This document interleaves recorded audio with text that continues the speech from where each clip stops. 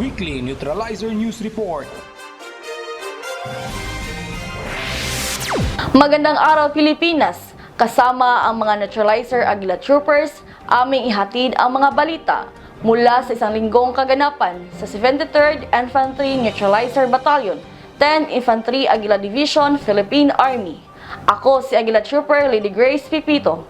Tutok na sa Neutralizer News Report. Weekly Neutralizer News Report. Headlines. Pamamahagi ng hybrid corn seeds sa mga people's organization ng Sarangani Province. Water search and rescue training sa 49 na reservist personnel sinimulan na. Matagumpay na naipamahagi ang hybrid corn seeds sa People's Organization ng Sarangani Province sa ilalim ng programang Ronda Probinsya, katuwang ang mga kasundaluhan ng 73rd IB. May detalye sa balitang yan si Aguila Trooper J. Garcinilla.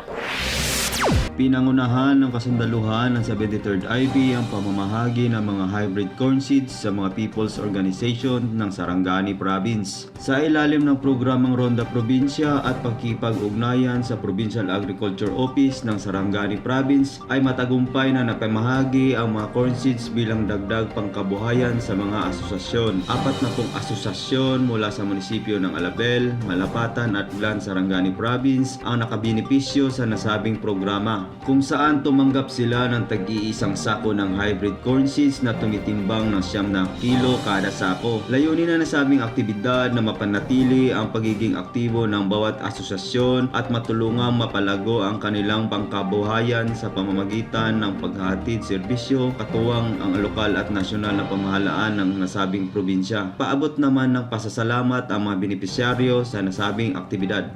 Ako si Lydia Tabaluan, membro sa organisasyon. Pasalamatan ako niyang tabang sa mga sabalataan. Kung nagpagasalamat po ko sa mga kasundaluhan sa 73rd IB. Pinapakita lang ng ating gobyerno ang pagiging sincero nito sa pagpapanatili ng kaayusan at katahimikan sa lugar na nasasakupan nito mula dito sa probinsya ng Sarangani Province. Aguila Trooper J. Garcinilla para sa Neutralizer News Report. Sinimulan na ang water search and rescue training ng 49 na reservist personnel ng 1106 Ready Reserve Infantry Battalion bilang paghahanda sa mga kalamidad. Nakatutok sa balitang yan si Aguila Trooper Romeo Matinaw.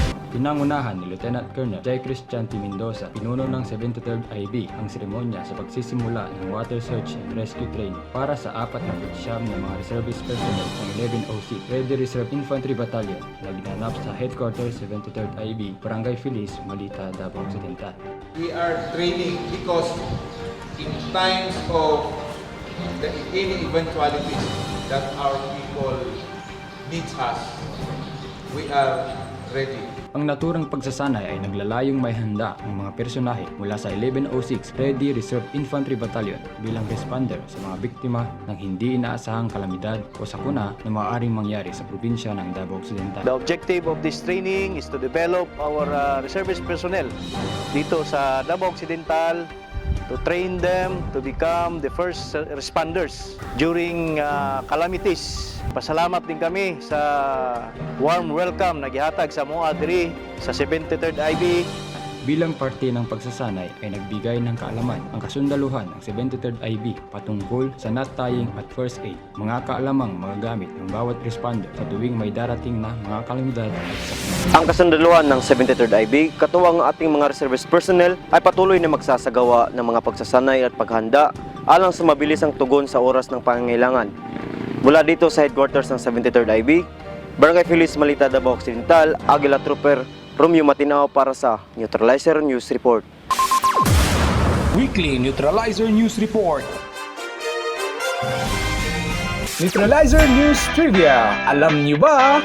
Alam Alam nyo ba ang mais ay isa sa pinakapopular na butil sa buong mundo? Ito ay mayaman sa mga bitamina, mineral, protina, hibla at antioxidants na maaaring magbigay ng maraming benepisyo sa kalusugan. Ang mais ay mabuti para sa mga mata, bituka, puso at dugo. Ito rin ay nakakatulong sa pagbaba ng timbang, pagkontrol ng diabetes at pag-iwas sa kanser. Kaya laging tandaan, bida ang may alam. 73rd Infantry Neutralizer Battalion, your soldier, defender, and friend.